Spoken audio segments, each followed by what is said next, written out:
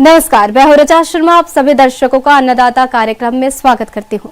किसान का जीवन बहुत मुश्किल होता है। वो अपने खेतों में लंबे समय तक काम करता है, उसका ध्यान सदैव फसल में ही लगा रहता है। वो अपनी कड़ी मेहनत की ताकत पर अपना जीवन व्यतीत करते हैं। ऐसे ही किसानों की प्रगति के लिए हम खेती बाड़ी से जुड़ी कुछ महत्वपूर्ण जानकारियां आप तक लाते हैं। हर रोज सुबह आपके सामने हाजिर होते हैं। तो चलिए कार्यक्रम शुरू करते हैं और सबसे पहले देखते हैं क्या है आज के अन्नदाता में। चीकू की बागवानी अधिक आय का जरिया।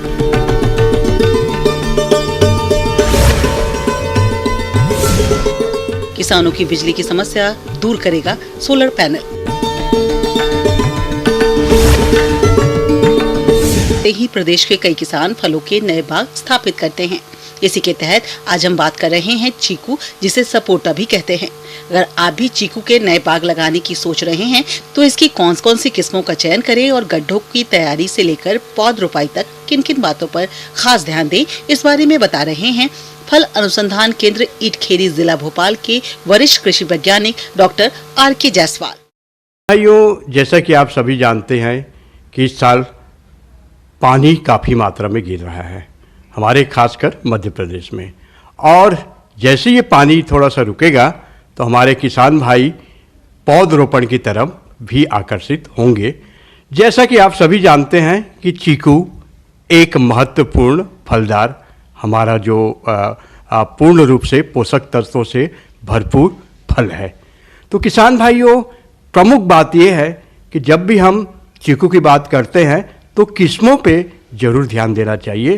काली पत्ती जो है हमारे मध्य प्रदेश के लिए बहुत अच्छा है। इसके साथ ही साथ क्रिकेट बॉल है, छतरी है, ये हमारी पुरानी किस्में हैं। अब जो नई किस्में आ गई हैं, संकर जातियां हैं, जिसमें कोयम्बटूर चीकू 1, कोयम्बटूर चीकू 2 और कोयम्बटूर चीकू 3 है। इसके अलावा जो है PKM-1 और PKM-2, ये ऐसी संकर जातियां भी अब आ चुकी हैं। तो किसान भाइयों, अगर चीकू आप लगाना चाहते हैं तो पहली प्राथमिकता हमारी यह होनी चाहिए कि जो अनुशंसित किस्में हैं हम उनका ही प्रयोग करें। चीकू की खेती के लिए गर्म व नम मौसम की आवश्यकता होती है। गर्मी में इसके लिए उचित पानी की व्यवस्था का होना भी आवश्यक है। इसे मिट्टी की कई किस्मों में उगाया जा सकता है, जैसे अच्छे जल निकास वाली गहरी जलोढ़, रेतली, दोमट और काली मिट्टी चीकू की खेती के लिए उत्तम रहती है। तो सबसे पहले पौधरोपण करने के पूर्व हमको यह जानकारी जरूर होना चाहिए कि हम गड्ढे कैसे तैयार करें। कुछ किसान भाई पहले से अपनी पौधरोपण की प्लान कर लेते हैं और गर्मी के समय में ये गड्ढे करवा लेते हैं, और लगभग हम जो है 2 फीट लंबाई, 2 फीट चौड़ाई और 2 फीट गहराई का गड्ढे जरूर तैयार करें। इस गड्ढे में हम गोबर की खाद की मात्रा जरूर डालें।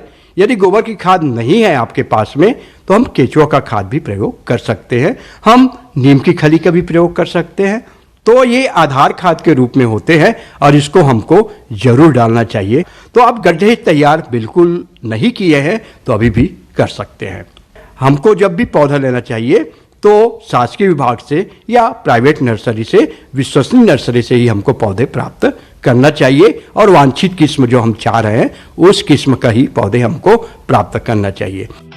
चीकू की व्यावसायिक खेती के लिए शीर्ष कलम और भेंट कलम विधि द्वारा पौधा तैयार किया जाता है। चीकू लगाने का सबसे उपयुक्त समय वर्षा ऋतु है, लेकिन चीकू के बाग से अधिक फल उत्पादन प्राप्त करने के लिए इसकी रोपाई के समय कतार से कतार की दूरी 5 मीटर और पौधे से पौधे की दूरी भी 5 मीटर ही रखनी चाहिए।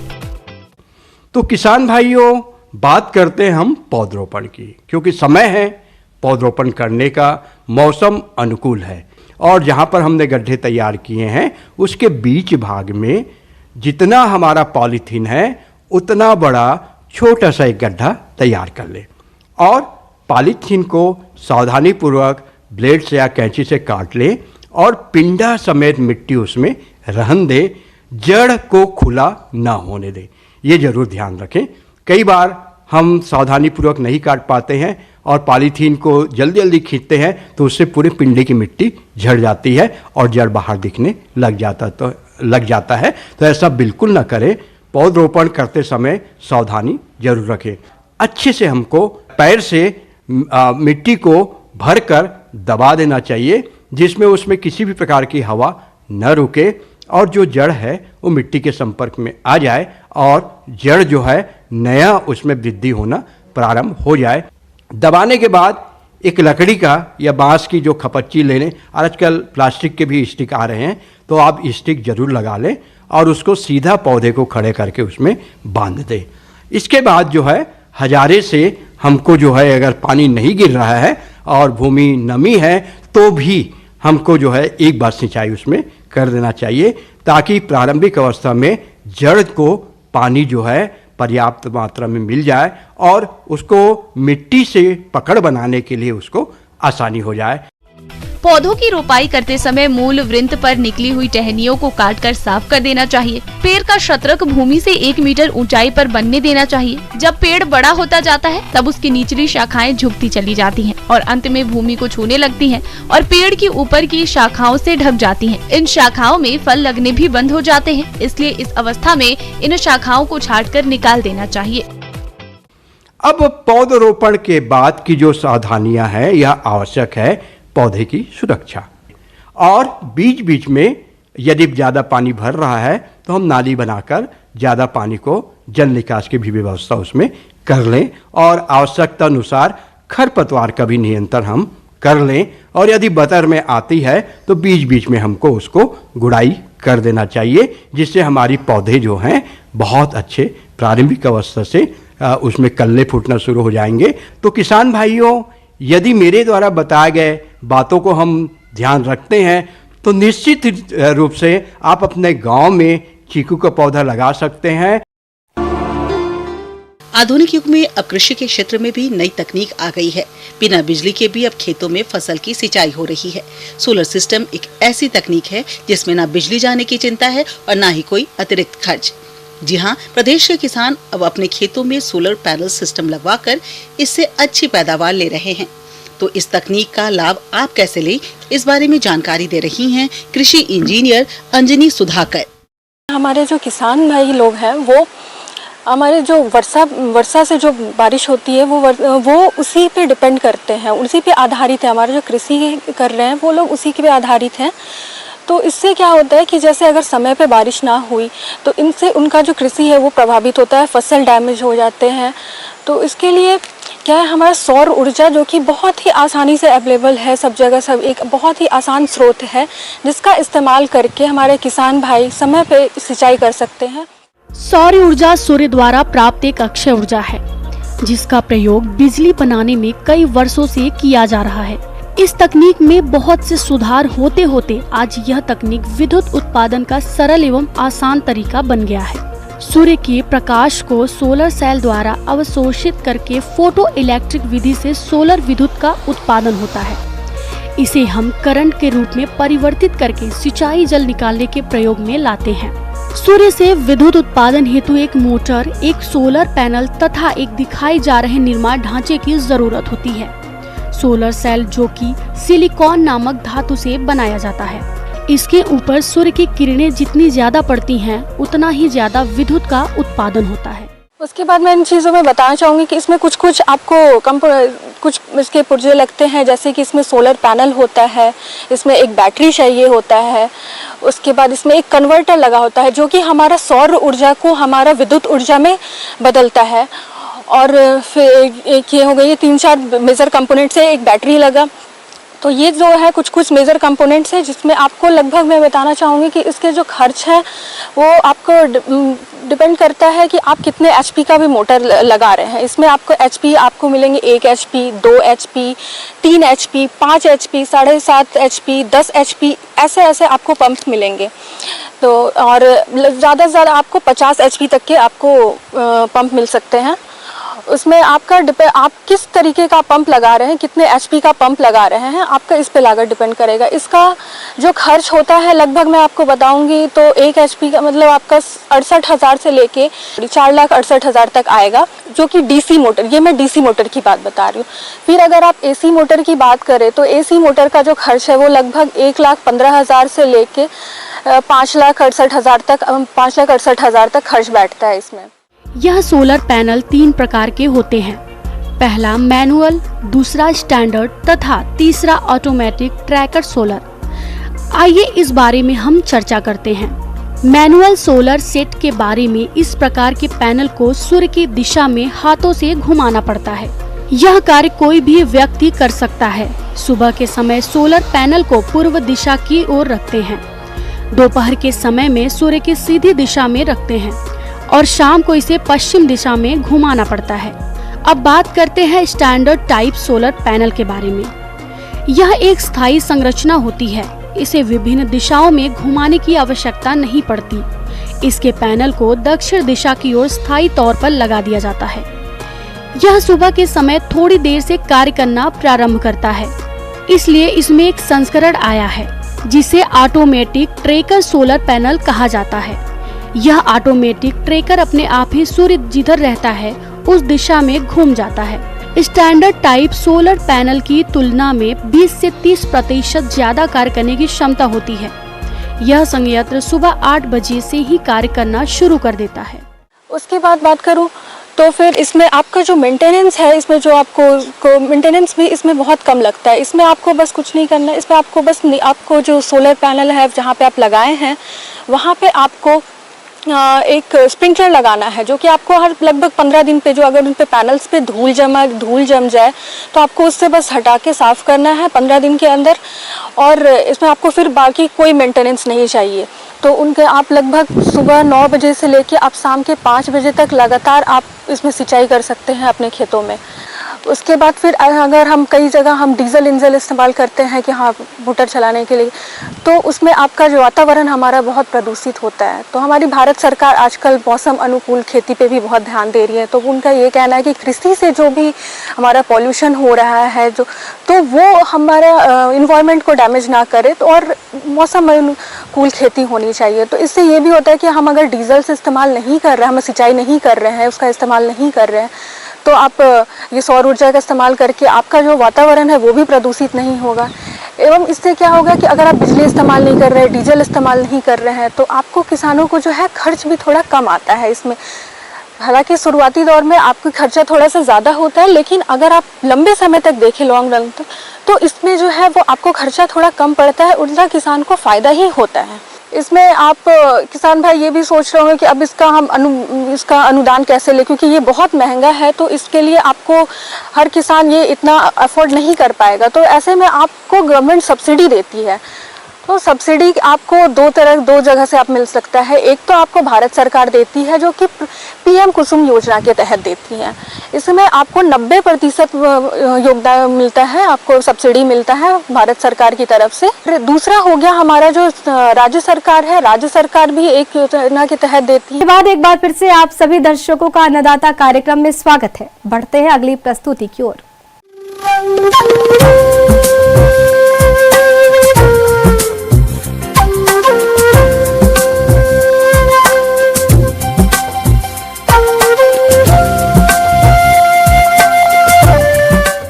मौसम के अनुसार प्रबंधनों पर ही टिकी है आपकी खेतीबाड़ी, इसलिए मौसम पूर्वानुमान और उस पर आधारित साप्ताहिक कृषि सलाह इस प्रकार है।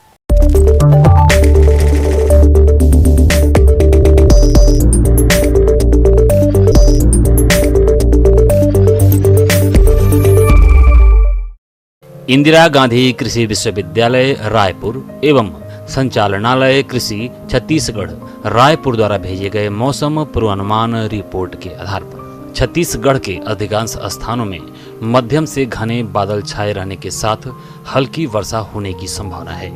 मैदानी क्षेत्रों में अधिकतम तापमान 32 डिग्री सेल्सियस से 34 डिग्री सेल्सियस और न्यूनतम तापमान 24 से 26 डिग्री सेल्सियस के बीच दर्ज किए जाने की संभावना है।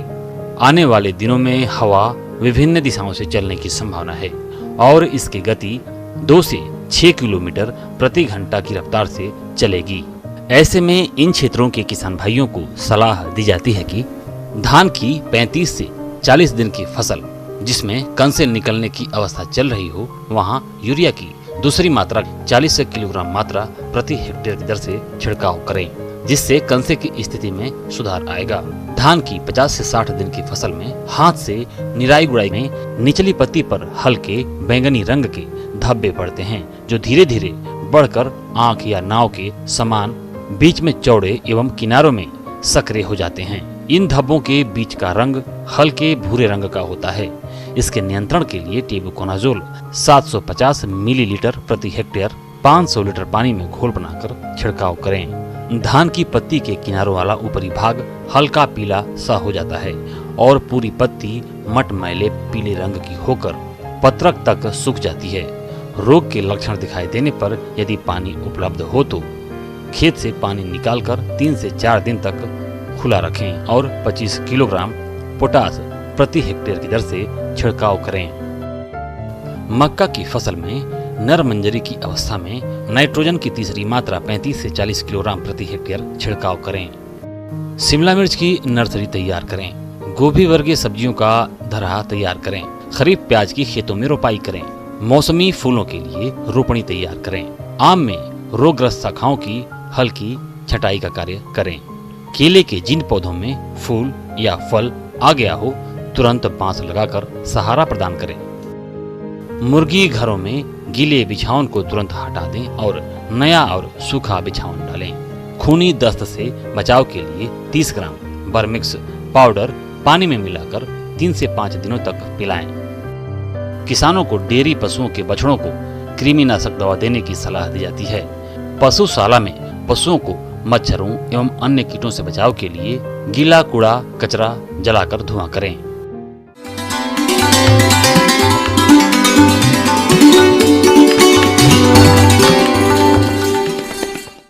अन्नदाता हेल्पलाइन निःशुल्क फोन संपर्क सेवा के माध्यम से आपके द्वारा पूछे गए प्रश्नों में से 1 या 2 महत्वपूर्ण प्रश्न को हम अपने कार्यक्रम में शामिल करते हैं। इसी के तहत आज का चयनित प्रश्न और उसका जवाब इस प्रकार है। अन्नदाता निःशुल्क फोन संपर्क सेवा के माध्यम से पूछे गए प्रश्नों में से आज हमने जिस प्रश्न को कार्यक्रम में शामिल किया है उसे पूछा है ग्राम देवरी, जिला रायपुर के कृषक सुखवीर सिंह ने। ये शिमला मिर्च की खेती के बारे में जानकारी चाहते हैं। तो सुखवीर सिंह जी, आपकी जानकारी के लिए प्रस्तुत है कार्यक्रम का ये अंश।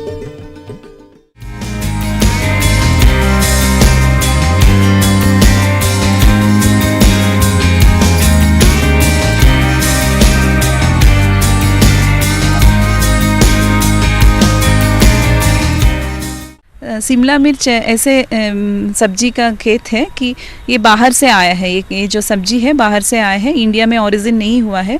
फिर भी हम लोग इतना इसको हम लोग हमारे डाइट में, हर तरह के डाइट में, जैसे चाउमीन हो गया है या प्रोसेस्ड फूड हो गया, सब तरीका में हमारा जो इंडियन का क्यूसिन है उसमें भी हम लोग शिमला मिर्च डालना शुरू कर दिए हैं। तो इसका डिमांड बहुत है, सालों भर रहता है।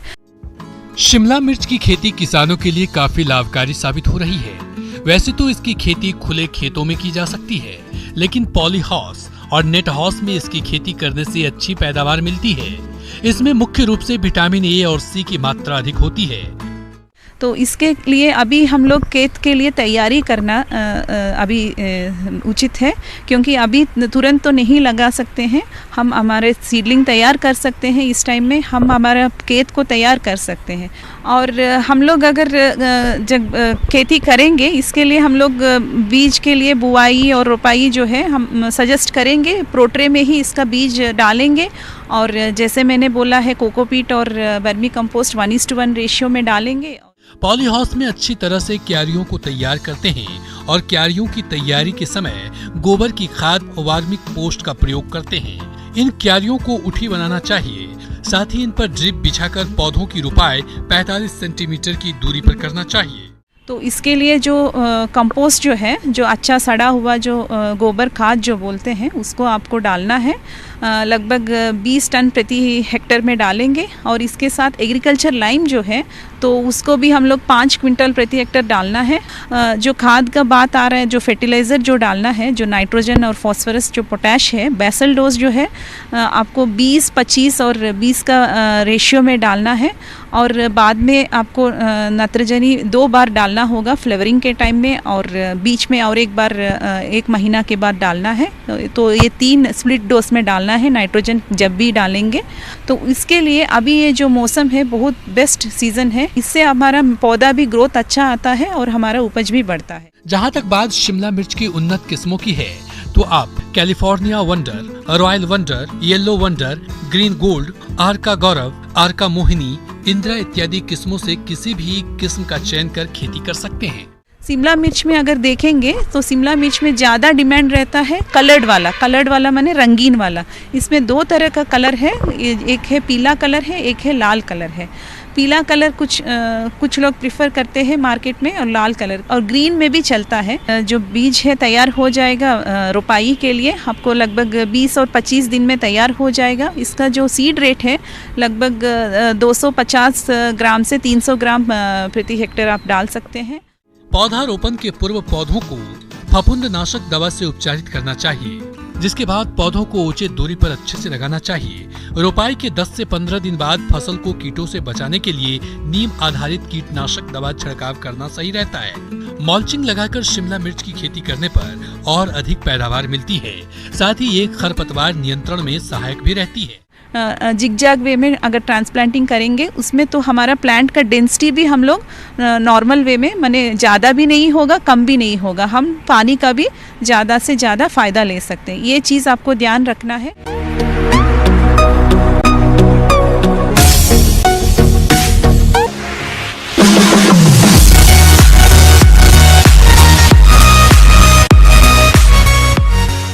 आइए अब एक नजर डालते हैं राज्य के कुछ चुनी हुई मंडियों के प्रमुख फसलों के बाजार भाव पर।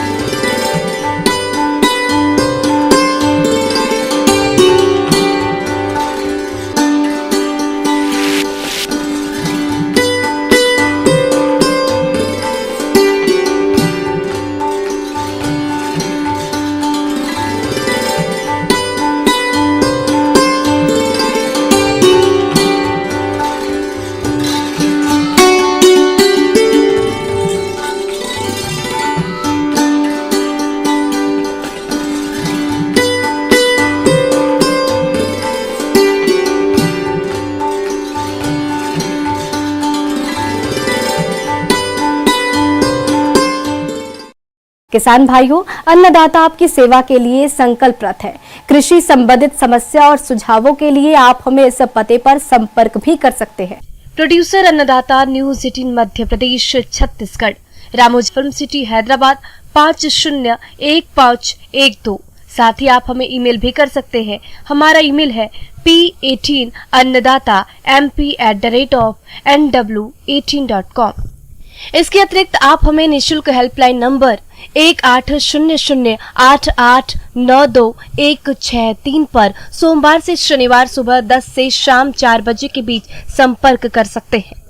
किसान भाइयों, अब समय हो रहा है आपसे विदा लेने का, तो हमारी अन्नदाता टीम को दीजिए इजाजत। कल फिर आपसे होगी मुलाकात कृषि संबंधित कुछ और महत्वपूर्ण जानकारियों के साथ। नमस्कार।